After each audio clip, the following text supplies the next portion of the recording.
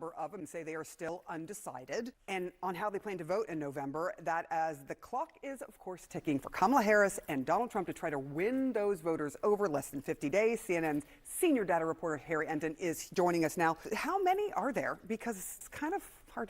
Yeah, by the way, the argument that they're making now is not even like undocumented or, doing. They're now saying documented migrants are doing. They're saying documented Haitian migrants are doing. When you look at the data for the likelihood of a documented migrant doing, it is so insanely low. It's even lower than undocumented migrants. And the number for undocumented migrants is also very low. But for documented migrants, it's even lower.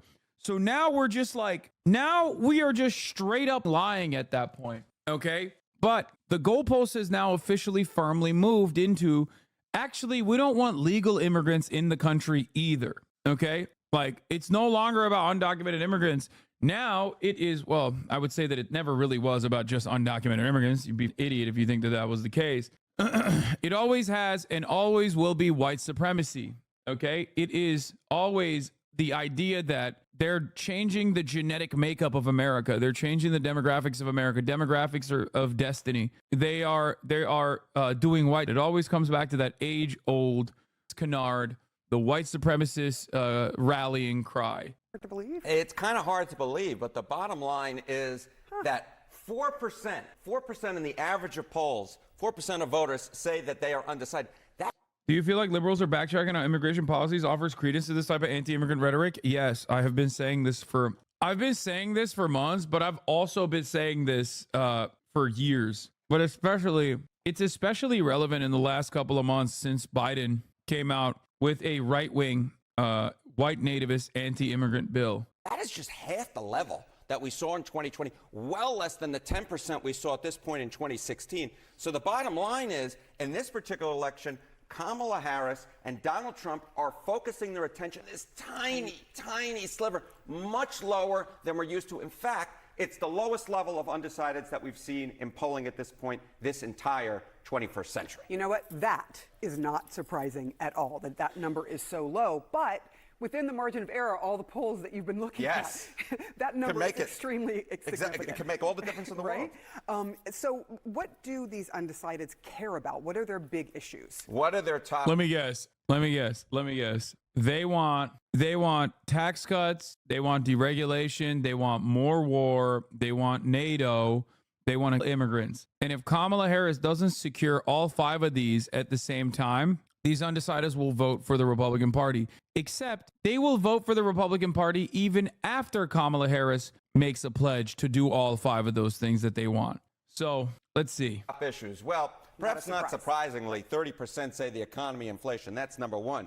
But number two, they actually don't have a top issue. 28% say there is no top issue, which perhaps isn't so surprising given that they're probably not as tuned into politics. They might care more about the characteristics of the candidates themselves rather than the issues that they represent. But I think that you get this. I love that American media totally looks at like the absolute people in society and consistently props them up as like the only people that matter in the conversation. It's great. I think we are actively positioning people to be even. Large chunk of undecideds, right, or the large chunk within the undecideds who say there's no top issue. That, of course, makes it difficult for the campaigns to go after them because what exactly are you going to talk about to the folks who say, wait a minute, we don't have a top issue? Right.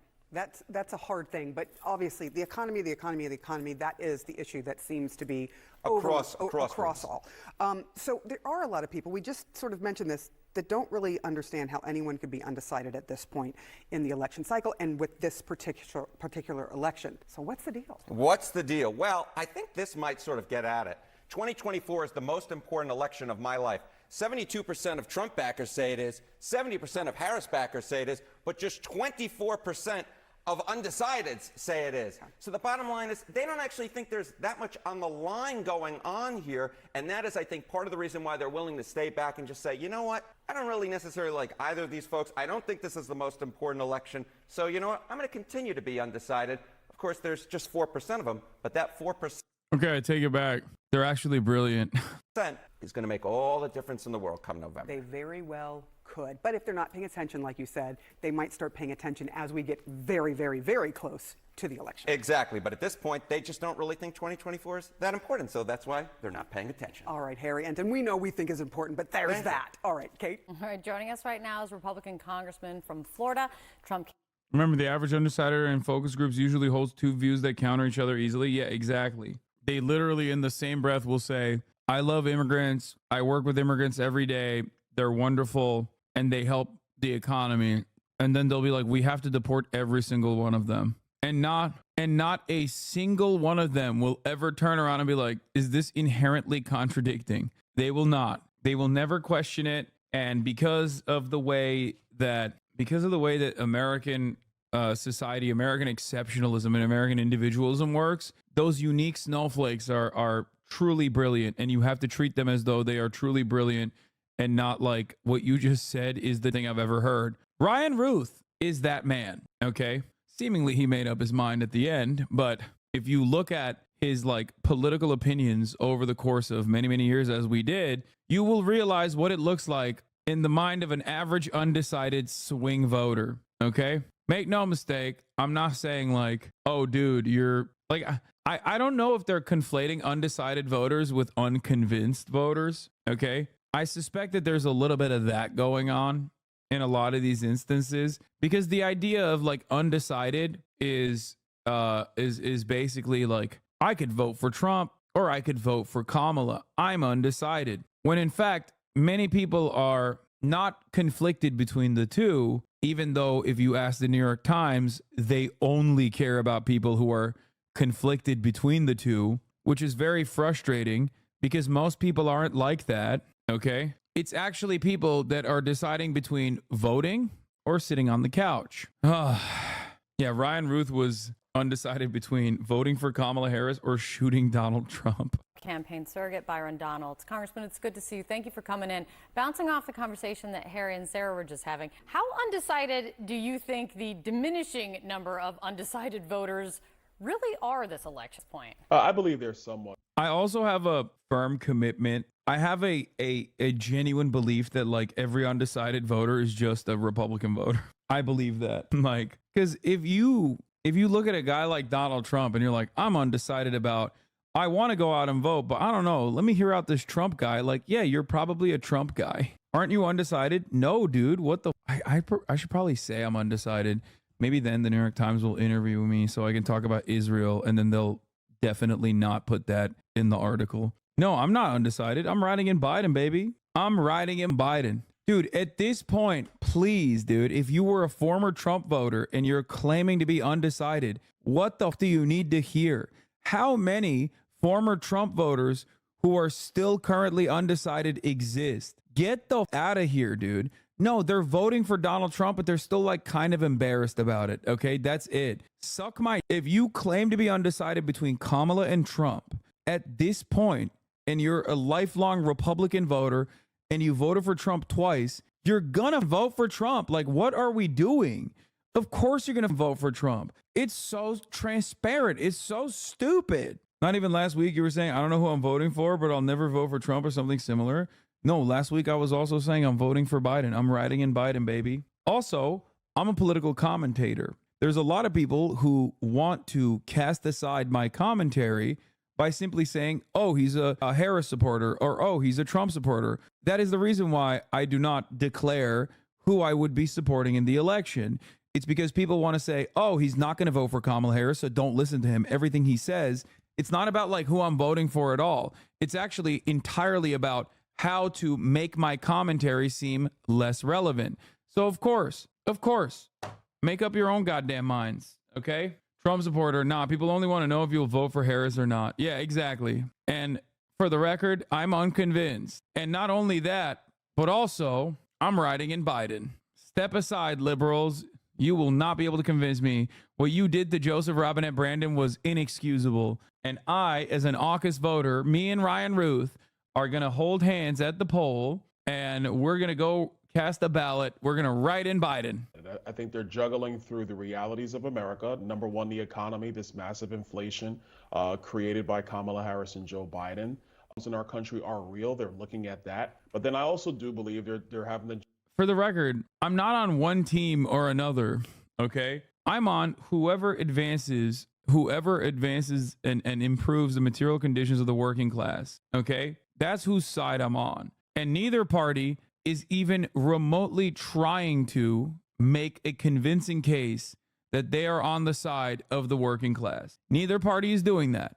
So I will forever criticize both parties for not doing that. Okay. Juggle with also a lot of the rhetoric that's out there in terms of where the country's going and who's going to protect the country. And I think if you look at the facts are very clear that Donald Trump addresses the issues that concerns Americans, the economy, our borders, and our foreign policy. And what Vice President Harris is talking about is not those. There are people that literally Less say they than decided 2 months the until ballot the box. election, and we can hear the candidates' voices nearly every day. But what about voters? Since June, the NewsHour has followed a group of undecided voters from across the country and across the political spectrum.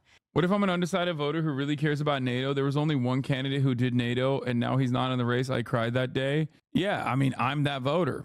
It's me. It's Ryan Ruth. We are together. We are committed. Okay. Joe Biden did NATO, and he's going to do Taiwan. It's me. It's Ryan Ruth. It's Van Jones. In our latest installment of the Deciders series, we found some movement and a lot of thoughts. My name is Stephen Beck, and I'm from Madison, Alabama. No, you heard a lot of statements. You didn't hear a lot of thoughts. You heard a lot of statements, but not a lot of thoughts. You heard the opposite of thoughts, in my opinion. In past election cycles, I have not been undecided. This would probably be the first time I've been truly undecided, especially this late in the game. Wait. Ask him who he voted for. My name is Jessica Dalton. I'm from Salt Lake City, Utah. Undecided, I think, is too vague of a term. I've always been open to listen to what each candidate has to offer and making my decision based on who the candidate is rather than what the party is offering.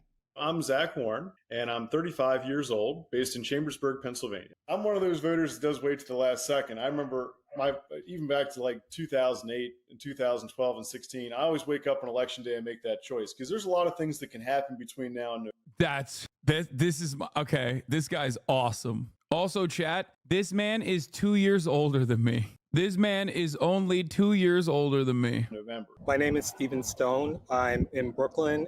I have to choose between Kamala or just not voting for the president in this election. I'm Robert Lilly. I'm That guy was cool. I from could tell. Wickenburg, Arizona.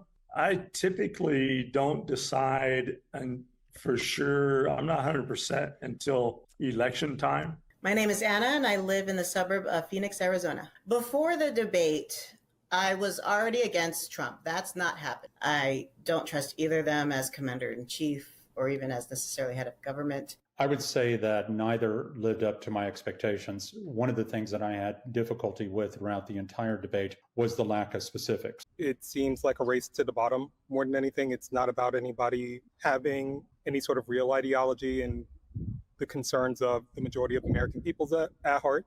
It felt very much about just being better than your competitor. She went in for the handshake. That actually meant something to me. I think civility is going to be the number one thing. We have to get back to that before we can get back to anything else. What was interesting and not surprising from Donald Trump was how easily he was baited into getting his ego hurt. There's just too many lies told by Kamala Harris in the debate, and I expect that to go on. She did a fantastic job during that debate. I thought that there was some policy depth that was offered. I did feel when I was watching it that they did question him more than they questioned her on some things. I expected them to say what they said. I would have appreciated additional specifics. I'm sure that in the coming months, I'll be able to do some more additional research. I'll take some time to look and examine that more closely. After watching Harris come into the debate and how she handled herself, there's no question in my mind that I will be voting for Harris and Walz. I'm holding out hope and believing that potentially some of these other movements, these leftist movements, again, the Green Party to move her more left as opposed to the right, it does not feel good. At best, I would be holding my nose to vote for Kamala. Yes. Not knowing enough about her is part of the indecisiveness as far as who. Finally, dude. This is the first time I've ever heard someone openly state this in any one of these like different polls where the guy's like, thank God. Thank Christ, dude. There's like one. Who I'm going to vote for at this point. Donald Trump, Great message, but Greens, come on, man. He didn't say he's voting for Jill Stein. He said he hopes that the Green Party will be able to convince and move Kamala Harris to the left, which they won't. I see as just a much lesser of two evils. And so that's the man I had to vote for. These are not easy decisions to make. They touch on so many aspects of our lives, and they don't just affect us individually, they affect us globally. He's still a mess, Hasan. Quit glazing. Why is he a mess? He's right. What? Why is he a mess? He's right. He's saying it's ridiculous to demand someone's vote without making any concessions whatsoever. Bro, go back 200 IQ with that Green Party. No, he's silly for thinking that the Democratic Party is going to move to the left, but he just used the Greens as an example. He didn't say he's voting for the Green Party, did he? Did I miss it? No, he just said he hopes that leftist movements or the Green Party will be able to convince and move Kamala Harris to the left. And unless that happens, he's not going to vote. That's a good thing, dude. You should, if you ever get a call like from one of these places, you should say that. You should say that all the time. Leading up to Election Day, I'm looking forward to Vice President Harris and Governor Walz speaking more to their economic policies, specifically their small business initiatives. I think those are very important, as well as childcare. I think those go hand in hand, and their stance on women's health care. I wish I could vote for my values in this election. I'll still be voting because there's a lot of down ballot votes that... Okay, this dude is literally here. Okay, which one of you is this guy? Come on, cop to it. Like... Come on. Are important to me as there should be to everyone. Not voting is never an option. That is my privilege as an American citizen. People have laid down their lives for that, and I will vote in every election that I'm asked to vote in. As divisive as it is, I still think that I still have like this belief that we're going to be okay and that we're going to do the right thing and that things are going to be all right. Could we get a percentage take on Trump/Harris? Who do you think is on top right now? It's Harris. Last guy said civility is his top issue. That's so funny because, like, again, that guy's voting for Trump. You want to know why? Because if he's saying civility is his top issue and he's still undecided at this point, then he's voting for Trump. Because if you don't think Trump is uncivil, an uncivilized monster, okay? Also, I hate that, like, CNN has this clown talking about undecided voters. Like, I don't want to watch the rest of the...